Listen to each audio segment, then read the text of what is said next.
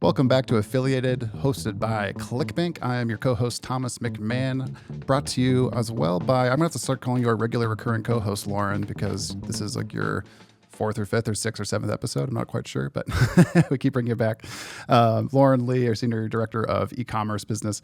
And joining us remotely is Mr. Benjamin Wong, who I'm very excited to chat with today and for you all listeners to meet, especially if you've got audiences and people on your list that might be parents, which a lot of you do, because hey, how many of us have kids? Quite a few of us.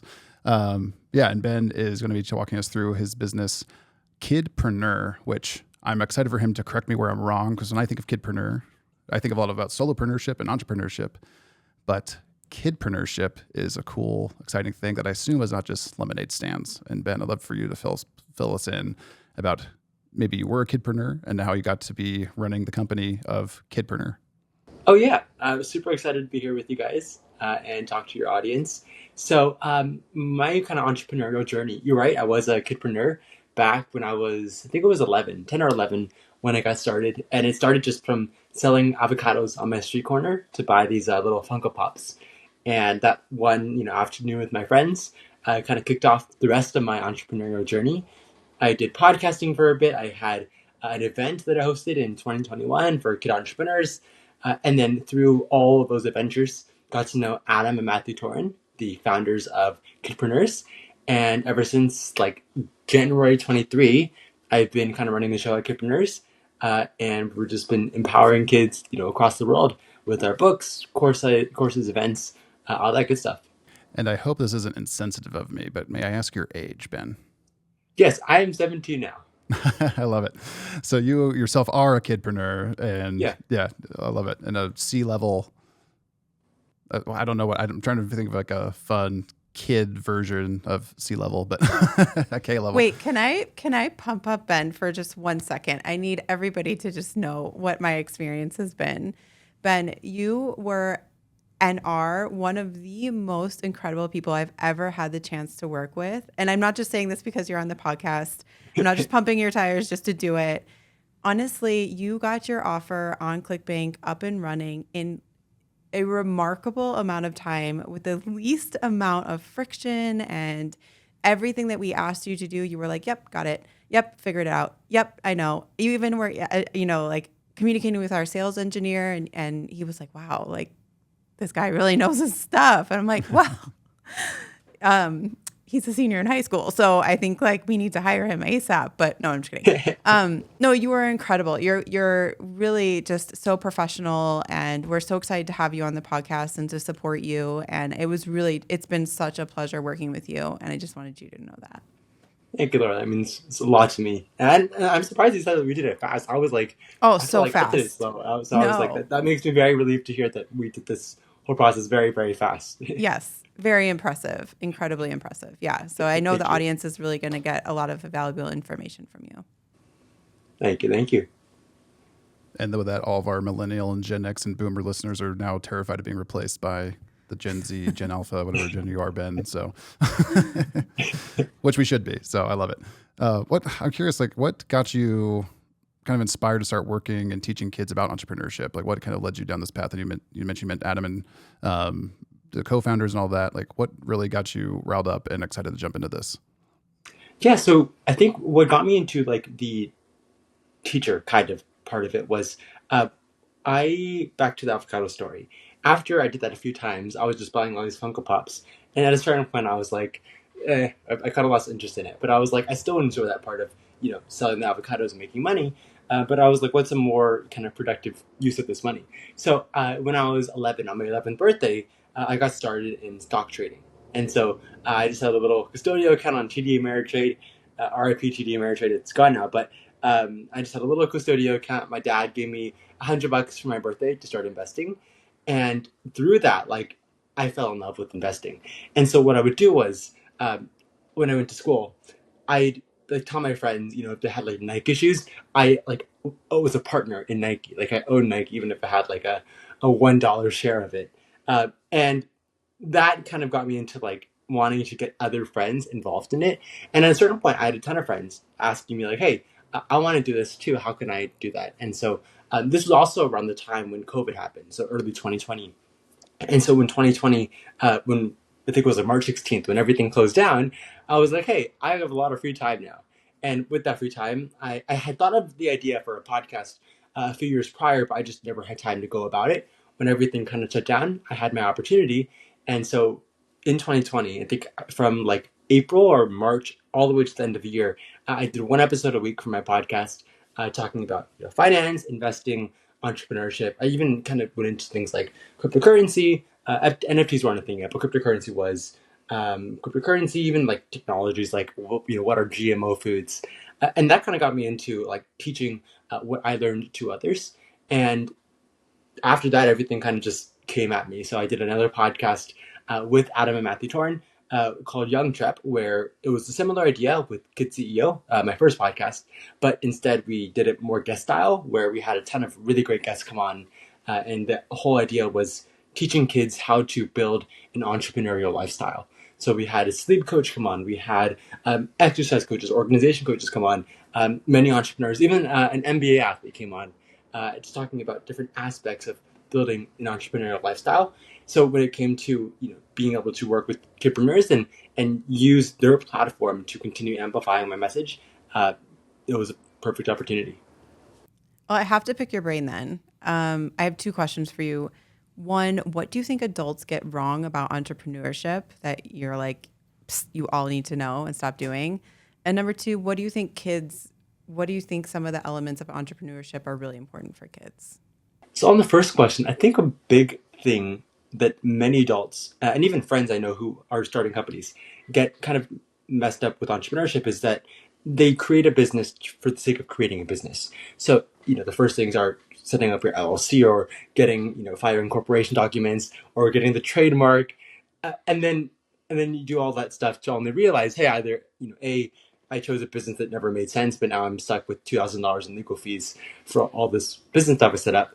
I think that's probably the biggest thing most people, kids and adults, gonna get messed up with in starting a business is just starting a business for the sake of starting a business, not starting with either just a project. If you're building an app, just building a project first, or if you're building a food company, just creating a prototype first, or using your home kitchen to create a product.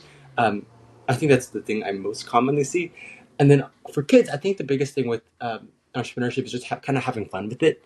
And it's a very kind of fine line that we try to communicate with parents. Is it's really important to teach your kids entrepreneurship. However, there's also a time where it becomes just another chore or extracurricular, just like going to a math tutor or whatever. And the biggest thing for us is we want kids to be exposed to entrepreneurship, but we don't want the entrepreneurship to just become another extracurricular or chore thing for college, because then it will forever kind of make entrepreneurship a bad thing to these kids, which is the complete opposite of what we actually want to do. So I would just say the biggest thing for us in teaching entrepreneurship is making it really, really fun for the kids. I love that. And one thing that I wanted to ask you is like you had a really solid foundation of affiliate marketing when we started to connect with one another. And I'm curious, where did you get your information and entry points into affiliate marketing? And maybe how do you speak about that to people today? Yeah, really just a lot of Google. I think I've built very small businesses. I wouldn't even call them businesses, but for a long time, like for the past 4 or 5 years. And even before that, my family business, I was always, very involved with them.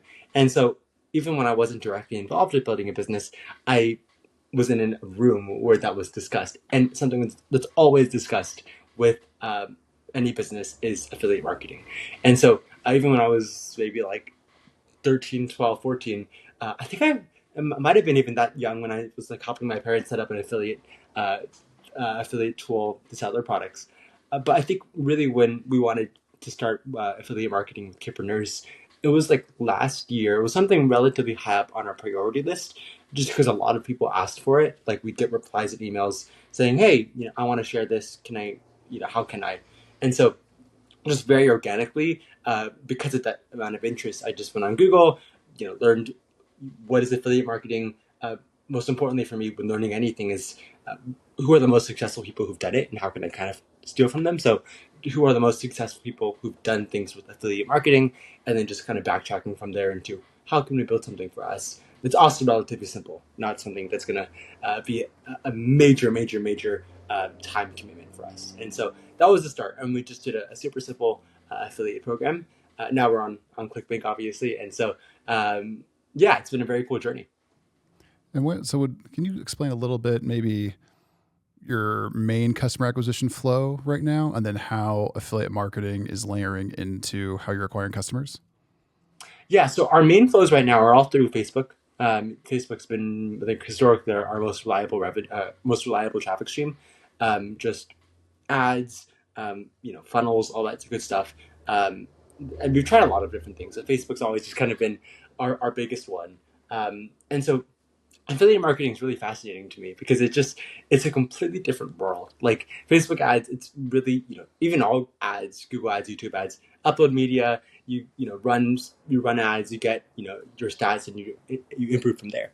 But affiliate marketing is very different because it's more now about, like, empowering a group of people who are going to go promote this product for you. And so it's a really different thing. And it's been a really cool experience so far. Just creating resources for affiliates and just seeing, like, articles pop up when I search up Kidpreneurs talking about the products and stuff. But ideally, the hope is that affiliate marketing becomes a really big traffic stream at some point as well, to kind of supplement a lot of that Facebook as well. And what made, I guess, now kind of the time to tackle affiliate marketing for your business?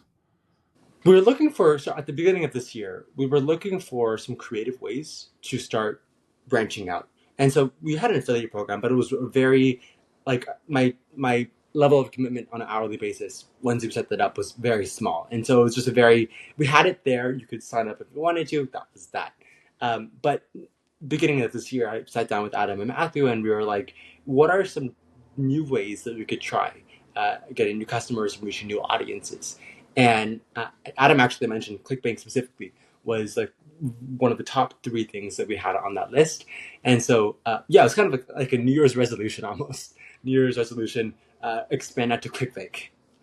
How do you typically evaluate an affiliate or an affiliate partnership? Like, you're like, okay, I know this is going to work for me. I know it's going to work for my business. Or if it's not how you evaluate your affiliates, how do you recommend to another business start evaluating affiliates and if they're going to work for you? I think it's really just the aligning audiences. When we're looking at an affiliate, the best ones that are like, wow, this would be a great person, are not necessarily the biggest ones, but just a mom who has a blog about, empowered parenting, and maybe she has 500 followers on Instagram, but that's a really engaged audience that's very aligned with our target audience. So I think that's the biggest thing for me and for us and that I'd recommend for others, is just really making sure that the audience of affiliates really aligns up with yours. That's the biggest thing, because I think we haven't experienced this yet, but I would imagine one of the more challenging parts of affiliate and evaluating affiliates is finding a lot of these affiliates that are really massive, but just don't have that much alignment with your audience.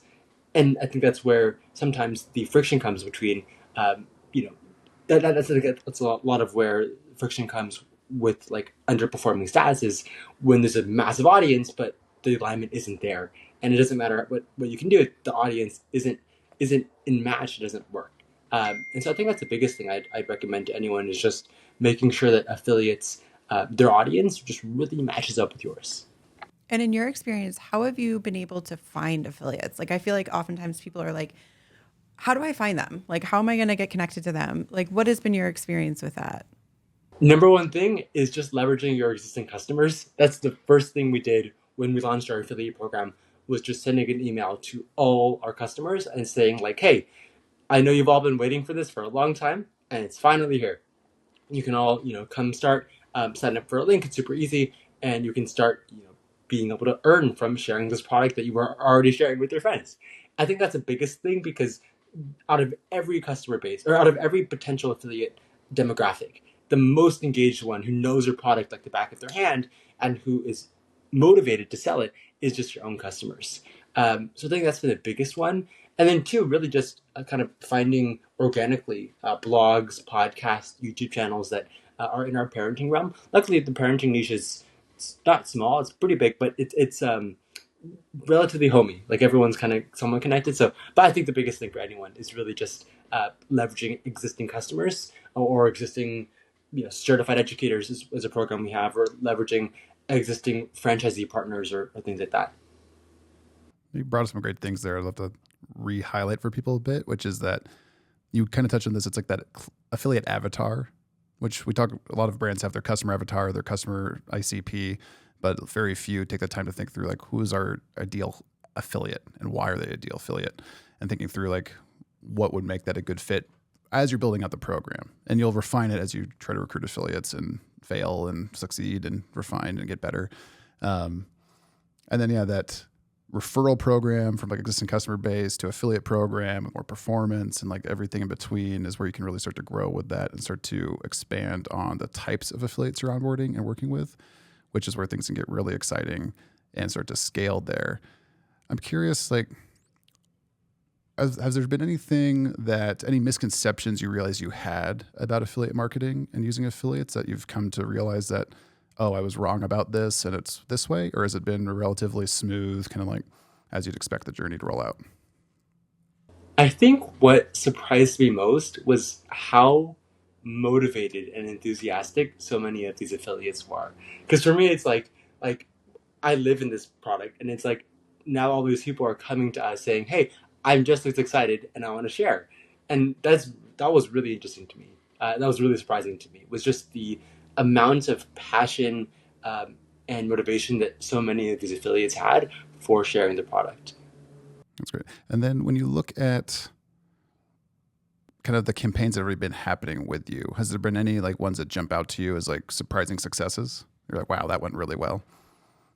Not yet. I mean, I think we've been up on a ClickBank for just a few weeks now, so I haven't had any yet. But And this could be past ones too with off ClickBank stuff. Just like as you've launched into this affiliate space, has there been like those little things where like, oh, okay, this is going better or worse than we expected?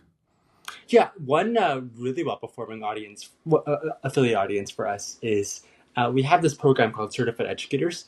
It's a bunch of usually our most engaged customers who sign up to kind of use our curriculum to teach in their own, either it's a tutoring program or it's a online camp that they already run, and kind of embedding Kidpreneurs into all their existing products.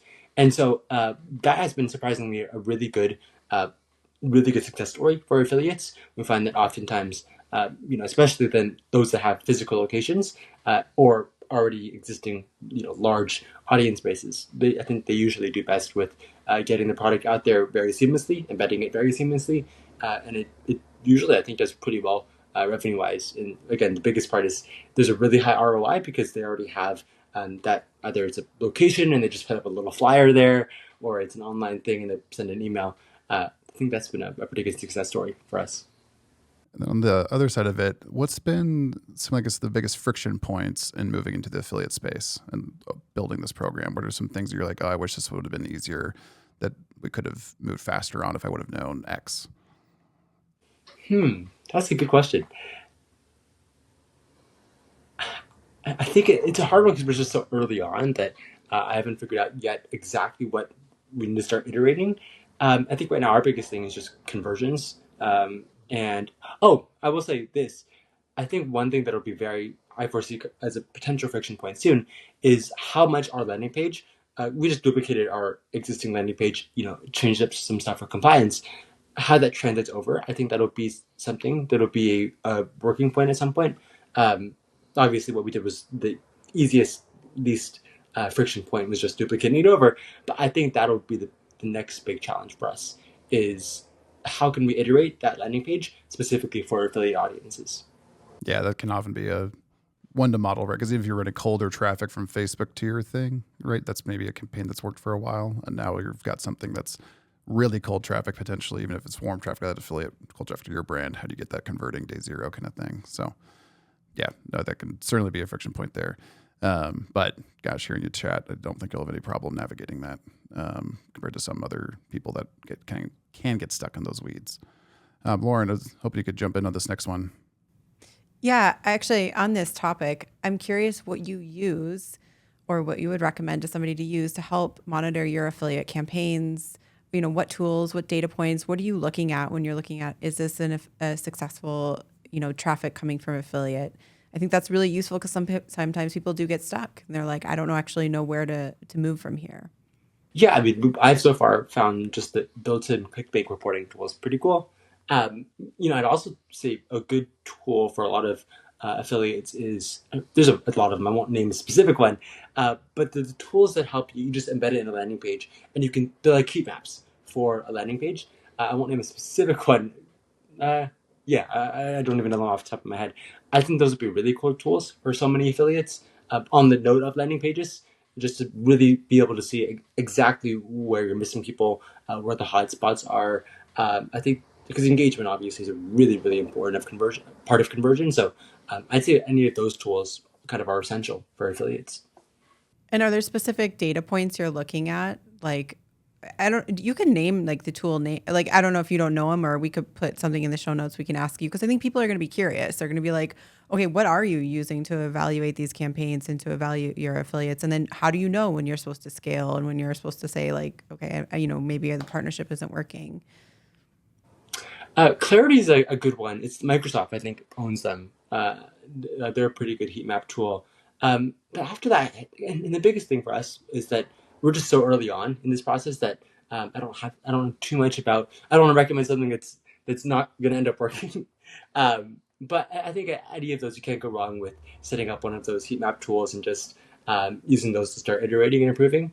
Um, yeah, and again, it's one of those things is we're just so early on that I don't know exactly what has worked yet. I don't want to give any false false suggestions that later turn out to be false.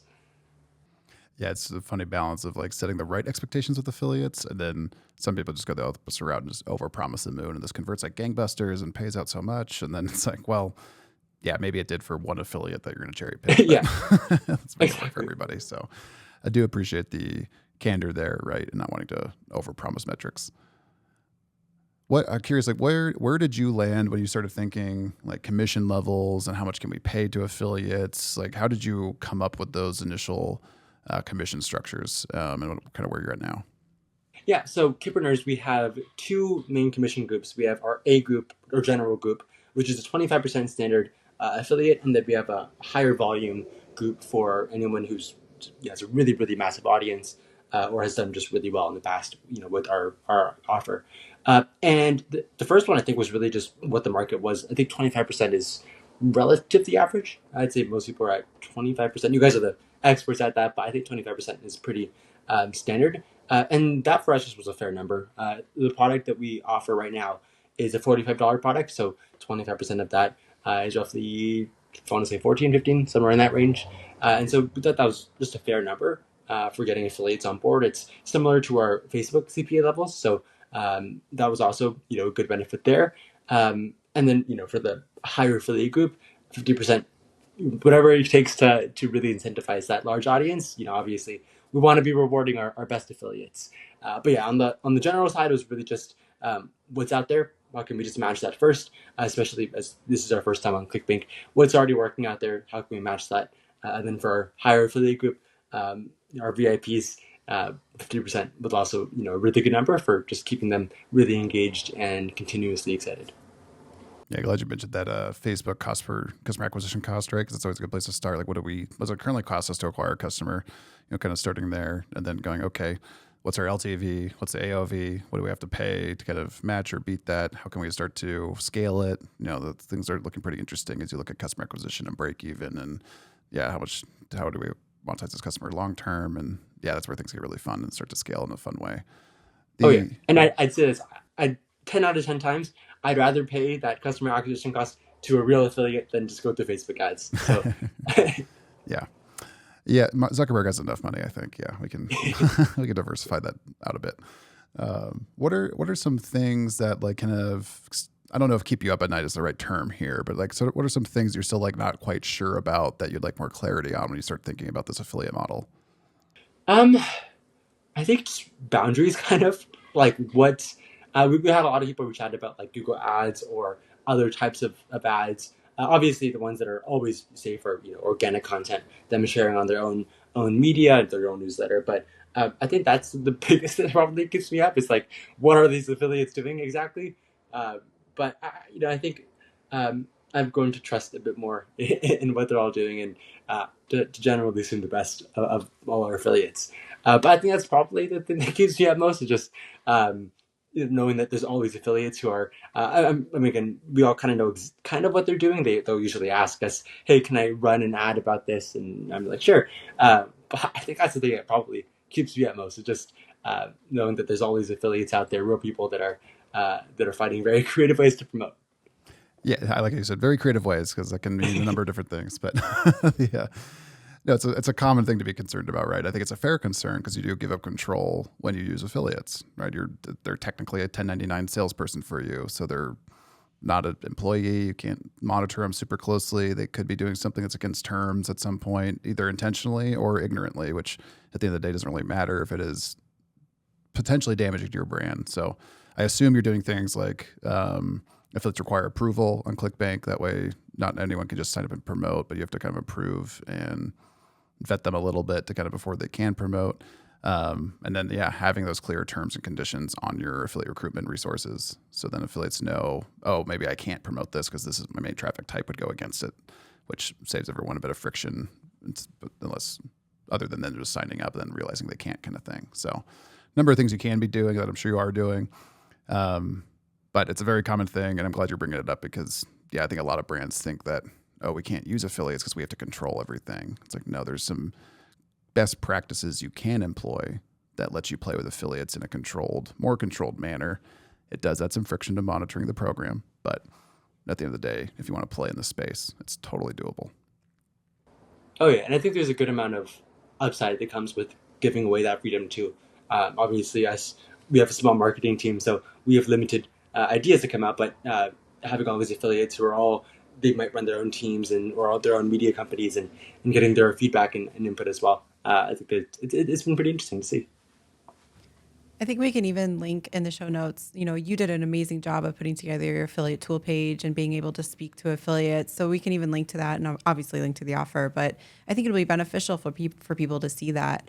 And while we're talking about your offer, I am super curious. I have to ask, like, what are some of the cool businesses that kids have created through your education series? Like, are there ones that stand out for you? Yeah. By the way, on that affiliate page, I'm personally very proud of that too. So You did such I a good hope people check job. it out. I hope everyone who listens checks it out, because me and my designer, we spent a lot of time kind of making that as perfect as we can. But yeah, I mean, businesses kids have created. Most recently, one of our team members showed this to me like a day or two ago. We had a kid who I think it was our book, might have been the Academy, and she wrote this book. There's this little animal, like it's a Minecraft. It starts with like this little sea creature, something like that. Starts with, yeah, I can't. An put my head axolotl, up. maybe? Yeah, an axolotl. Haha. Yeah, an axolotl. And she created this entire book about this axolotl. I think it was about bullying specifically, and how this axolotl was facing bullying. And she even did a partnership with this. I can't remember the exact name of the nonprofit, but this nonprofit in Canada that helps combat bullying. And so, yeah, that was really cool to see. Like an entire book on Amazon that she published about this axolotl that is combating bullying, and then a lot of the proceeds as well went to this nonprofit. That was really cool to see. Another one we had, one of them that did. We have a lot of jewelry businesses, the common arts and crafts businesses. Obviously, lemonade stand is the most cliche example, but a lot of jewelry businesses. I'm trying to think of one or two other very, very creative ones. We had one. Trying to put my finger on it. Yeah, it's really, there's a lot of jewelry businesses, a lot of books that come out as well. A lot of books, a lot of jewelry businesses. Um, someone did a vending machine business. Yeah, someone did that's one I was trying to figure out. Someone did a vending machine business. I think it was like a healthy snack vending machine business at like a school or something like that. I can't remember the exact details. But there's a lot of cool businesses that people create.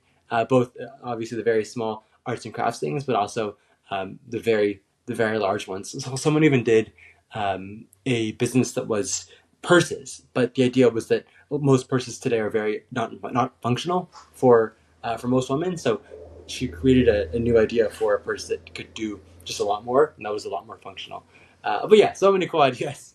Yeah, that's awesome. Do you want to just take a minute and explain some of your products and also that maybe explain the book and the academy for anybody listening? What can they expect? How does it work?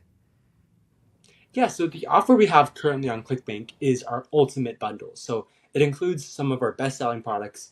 It includes our Kidpreneurs book that's been read, I think at this point, it's probably well over 25, at least 250,000, maybe even more, probably significantly more people around the world. It includes that book. It includes our Kidpreneurs workbook, which is even more amazing content, activities they can do, step-by-step instructions for creating their business. It includes the Kidpreneurs audiobook. It includes our 50 Creative Business Ideas book as well. And these are all digital products, so we keep the price down for all the customers. But it's essentially a bundle of 4 of these products that basically takes kids through the initial stages of what is entrepreneurship, what is an entrepreneur, what is business, what is profit, with the Kidpreneurs book. Then follows up with, let's actually put together your business, and then also has the 50 Creative Business Ideas book, so that if they're really stuck at the end of this, they can just go and find 50 creative ideas for every type of kid, for the kid who loves using their hands or the kid who loves drawing arts and crafts. And then also the audiobook, so in case they want to refresh their mind when they're on the way to school or on a walk. So just the ultimate bundle for any kid to get started with entrepreneurship and actually go create their business. And then we also have the academy. At some point, we do want to move over to ClickBank, but it's not currently active. Maybe when someone's listening to this, it might be active. But it's our Kidpreneurs Academy. It's a digital online academy full of a bunch of courses.